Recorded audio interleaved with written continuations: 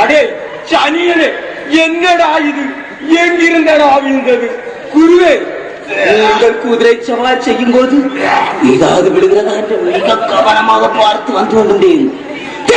என்று குதிரை வாளை உயர்த்தியது. அதன் கீழிருந்து கவனமாக விழுந்தது. அதை அப்படியே பையில் கட்டி காட்டி விட்டேன். நான் தானே தலைவி சீடன்.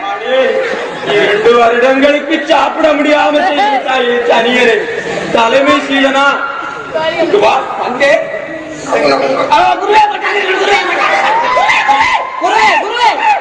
அதோ பாருங்கள், நம் நாராயணனை ஊர் மக்கள் தூக்கி வருகிறார்கள். அதோ பாருங்கள் குருவே. ஆமா, நம் நாராயணனை தான் தூக்கி வருகிறார்கள். அவ்வளவு பெரிய ஆளாகிவிட்டார்.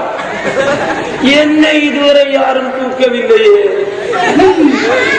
பாருங்கள் பாருங்கள், ஏன் சிஷ்யன் அல்லவா, அளப்பெரிய காரியங்கள் செய்திருப்பார். இதெல்லாம் இவனுக்கு ரொம்ப குறவு. உயிரில கிடக்காவே ராத்திரி முச்சு விட்டு அடி வாங்கியிருக்கான்.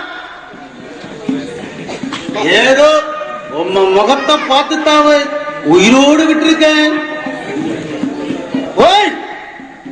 இனிமே அவன் அங்கு வந்தான், அவன் அடியந்தரத்துக்கு தாவே நீர் அங்கு வரணும்.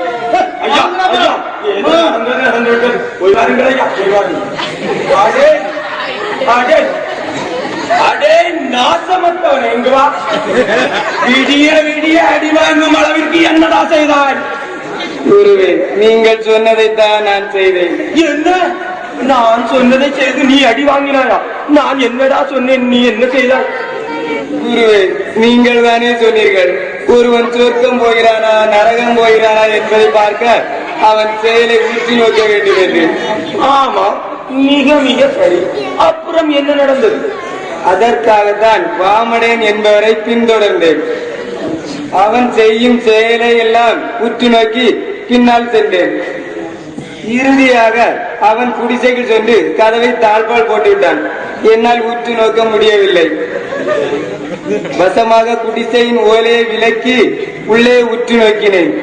அங்கு வாமடேனும் அவன் மனைவியும் ஒரே கட்டில்.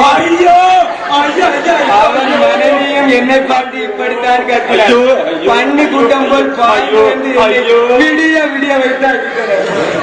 இறைவா, இவர்கள் ஏன் இப்படி ஆகிவிட்டார்கள்? ஞான உபதேசம் கற்றுத்தராதவர்கள் காரணம். அதே சிஷியர்கள், நான் சொல்ல போவதை நன்றாக கேளுங்கள். இந்த மக்கள் நம்மை கண்டு பயந்து ஒதுங்க வேண்டும் என்றால் நாம் சாபம் விட வேண்டும். அவ்வாறு சாபம் விட வேண்டும் என்றால் அன்னாகாரம் இன்றி கடுந்தவம் ஏற்ற வேண்டும். காட்டிற்கு சென்று அப்படி காட்டில் சென்று கடுந்தவம் ஏற்றினால் நாமும் விடலாம்.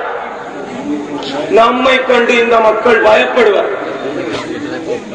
குருவே, இதை விடுவதற்கு காட்டிற்கு சென்று கடுந்தவம் ஏற்றுவானேன். நன்றாக தின்று கொழுத்து இருந்து விட்டாலே போதும், மக்கள் பயந்து ஓடி விடுவார்கள். அது உண்டாகும் துச்சமம் எனக்கு தெரியும். என்னை இவ்வளவு கடிய செயலை மிக எளிதாக சொல்கிறானே. ஒருவேளை எனக்கு தெரியாத சூட்சமங்களை கற்று வைத்திருப்பானோ? அடே சிஷ்யா, அருகே வா. நன்றாக தின்று கொளுத்து விட்டு காட்டிற்கு சென்று கடுந்தவம் ஏற்றாமல் எப்படியடா இது சாத்தியமாகும்? குருவே, இது மிக மிக எளிய விஷயம். கடலை வகைகளை நன்றாக திரட்டி கருப்பு கட்டியுடன் சேர்த்து இடித்து வைத்து நன்றாக சாப்பிட்ட பின் 3 கவளம் எடுத்து உண்டால் நாமும் சாபம் விடலாமா? குசி விடலாம். மக்கள் பயந்து ஓடி விடுவார்கள் குருவே.